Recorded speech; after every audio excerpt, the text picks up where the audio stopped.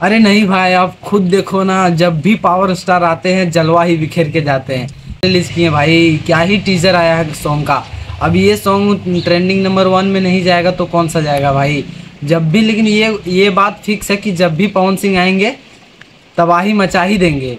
तो अब ये गाना कल आ रहा है तो, लेकिन एक बात है कि पवन सिंह को आज ही गाना रिलीज करना चाहिए क्योंकि होली का दिन तो बचा नहीं है अब। लेकिन पवन सिंह, अच्छा जो जो कुछ होगा सब अच्छा ही होता है। कल आ रहा है पवन सिंह का गाना, आज टीजर आया है, कल पवन सिंह का गाना आएगा, ट्रेंडिंग नंबर 1 में लाना है, ठीक है।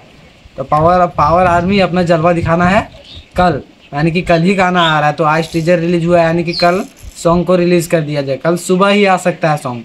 तो मतलब ट्रेंडिंग नंबर 1 पे लाना है सॉन्ग को। और गजब का डांस किए हैं पवन भैया इस वीडियो में।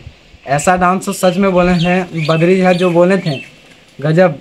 इससे ज़्यादा कोई सॉन्ग में झूमे नहीं होंगे पवन सिंह, वैसा ही वीडियो है। अभी तक होली का गाना भोजपुरी में किसी का ट्रेंडिंग नंबर 1 पे नहीं गया है।